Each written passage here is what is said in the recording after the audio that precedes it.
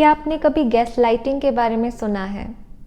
इसका कोई हिंदी वर्ड तो नहीं है, बट इसे मैं एक केस के थ्रू एक्सप्लेन करना चाहूँगी। मेरी एक क्लाइंट ने कहा था कि उसके पार्टनर उसे इस तरह ट्रीट करते हैं जिससे उसे फील होता है कि हमेशा वही गलत है, या फिर वो समझ नहीं पा रही है सिचुएशन को सही से, या उसमें कोई प्रॉब्लम है।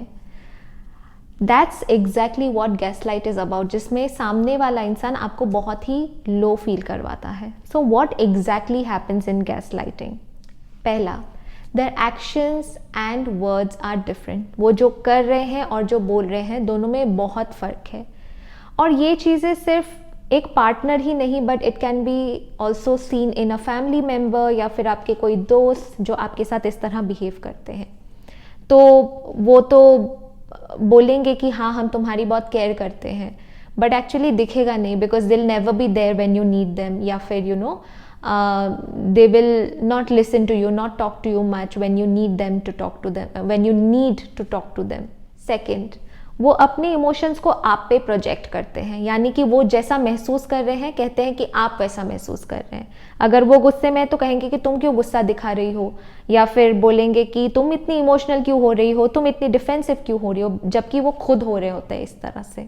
थर्ड, बहुत ही नेगेटिवली आपसे बात करते हैं, बहुत ही इंसल्टिंग तरीके से सारा ब्लेम आप पे डाल देते हैं by saying that it's all your fault, ये सब तुम्हारी गलती है, तुम्हारी वजह से ऐसा हुआ है।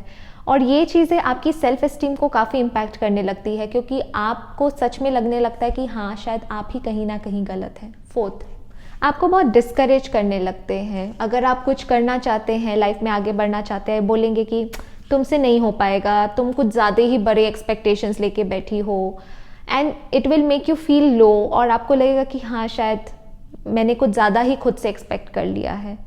फिफ्थ, झूठ बोलना, डिनाई करना, भले ही उन्होंने कुछ किया हो, आपके पास प्रूफ भी है, बट फिर भी बोलेंगे कि नहीं, ये सब तुम्हारा विचार है, ये तुम्हारा सोच है, ऐसा नहीं है। ये एक्सपीरियंसेस काफ़ी हर्टफुल हो सकते हैं। अक्सर हमें पता नहीं चलता कि हम गैस लाइटिंग में फंस गए हैं, बट एक्चुअली बाद में रियलाइज़ होता है। बट अगर आपके साथ ऐसा हो रहा है, then it's very very important कि आप उसे रिकग्नाइज करें। अब आगे क्या करना है? So first is try not to engage in any such conversation, क्योंकि आप जितना एंगेज करेंगे उतना ही वो और खींचते जाएंगे और आपको ब्लेम करते जाएंगे। सेकेंड, आप कुछ चीज़ें कह सकते हैं कि शायद तुम इस चीज़ को अलग तरीके से देख रहे हो, मैं अलग तरीके से देख रही हूँ। आपको चिल्लाना नहीं है, बट उसी में आर्ग्यूमेंट ख़त्म करना है। You don't have to accept what they are saying, nor you have to force कि आप जो बोल रहे हैं वही उन्हें मानना पड़ेगा।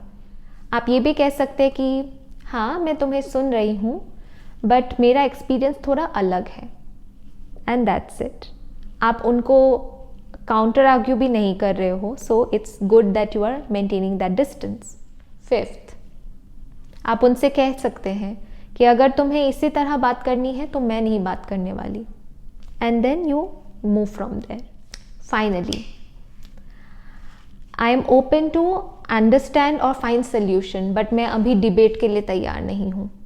एक सवाल आप खुद को भी कर सकते हैं, that is this worth investing my time and energy? अगर आपका आंसर येस है, देन प्लीज़ गो अहेड।